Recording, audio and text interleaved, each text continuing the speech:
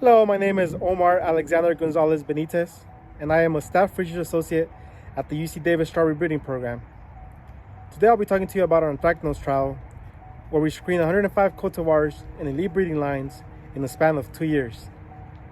I first would like to say that I am currently a UC Davis employee, but all this research was done when I was doing my master's with the Cal Poly Strawberry Center.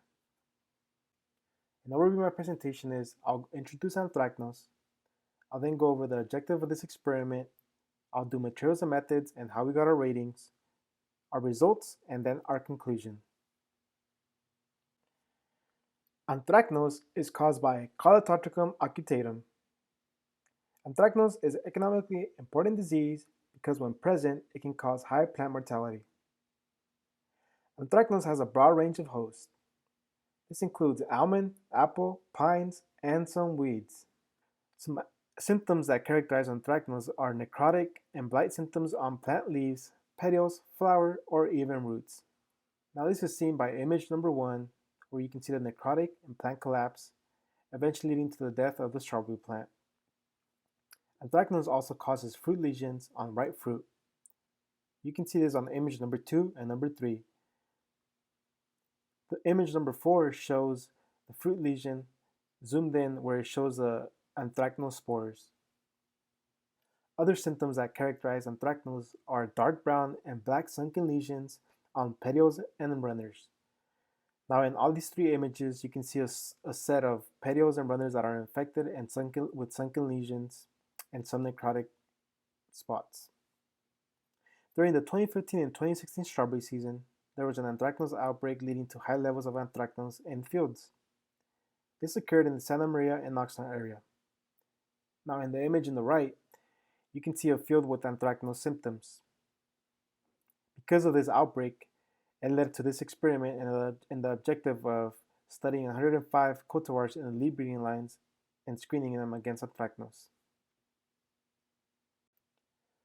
Our materials and methods. This experiment was conducted at California Polytechnic State University in San Luis Obispo. In year 1, the trial was conducted at Field 25, Block 3, as shown by the arrow. The trial initiated October 23rd of 2018 and was terminated on April 29th of 2019. For year number 2, this experiment was conducted at Field 25, Block 8, as shown by the second arrow. The trial initiated October 23rd of 2019 and the trial terminated on April 29th of 2020. The experiment layout was a complete randomized block design. In year 1, we had a total of 76 cultivars, and in year 2, we had a total of 59 cultivars. Now there were a total of 30 cultivars that were used in both years. Each cultivar consisted of 4 inoculated reps and 1 non-inoculated rep. Each rep had a total of 10 plants. Now for inoculation method, there was a total of 3 local isolates of anthracnose used. Now in image number 1, you can see anthracnose growing in lab on media. Image number 2 shows the aftermath of when we harvested spores for the inoculum. Bare root transplants were soaked for 1 minute in 100 milliliters of anthracnose inoculum. Here in this video, you can see us pouring the inoculum into the bags, and then we seal and shake the bags for 1 minute.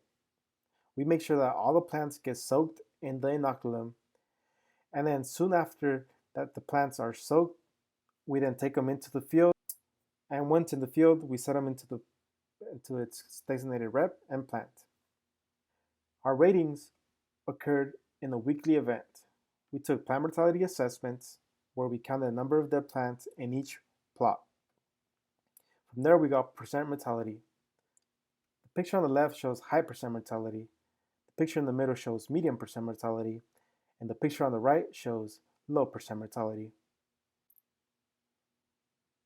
Here's a video showing our plot layout. This video was taken in July of this year, and it shows the experiment.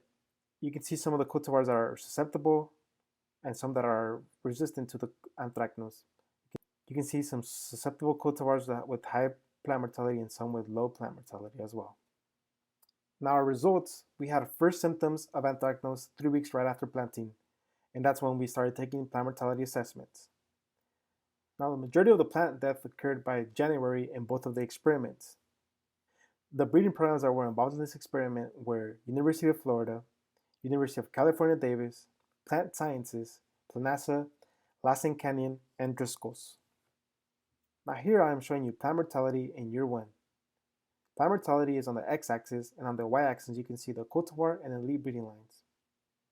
Here I'm just showing you how in each breeding program there was a wide range of susceptibility and resistance to anthracnose. With the arrow, I am pointing at Monterey, a cultivar that is widely used in the industry. It is close to 100% mortality. Now you can see that some of the programs had 100% mortality, and there were some of the programs like Plant Sciences that had a 0% mortality cultivars. Here I am showing you the data for year 2. In the x-axis, you can see plant mortality, and in the y-axis, you can see the cultivar and elite breeding lines. Again, in all the breeding programs here, you can see that the susceptibility and resistance among all cultivars had a big range. In this year, Planasa did not participate in the experiment. Now I'm highlighting cultivar Monterey, and you can see that it's at 100% plant mortality. Now this year, there was no cases where any cultivars had 0% plant mortality. I am now showing you the 2-year data of the 30 cultivars that were in both years. Here you can see the black graph shows the 2018-2019 season, and then the gray graph shows the 2019 and 2020 season. You can see cultivars like Victor and Monterey that are right at the very top with high percent mortality show the cultivars had very similar results in both years. But then you see cultivars like Del Rey, which is a third down of the y-axis, or others like Ruby June, which is a third from the bottom of the x-axis. You can see that they have over 50% difference in both years. This is important because it shows that it's important for a breeding program to conduct experiments more than 2 years. Now for management practices, first I'll go over pre-plant. It is important for nurseries to use good sanitation practices because this can lead to using disease-free plants. Other ways that you can manage anthracnose is by fungicide dips immediately prior to planting. Now the number one way to manage anthracnose is by using host plant resistant cultivars. After planting, if anthracnose is in your field, the best way to manage it is by avoid using overhead irrigation. This is important because the anthracnose spores love to spread through irrigation. Another thing is practicing good field sanitation practices. This includes removing weeds, infected plant material, and infected fruit. It's important to remove them because through irrigation they can spread easily if those plant material are infected and in the furrows.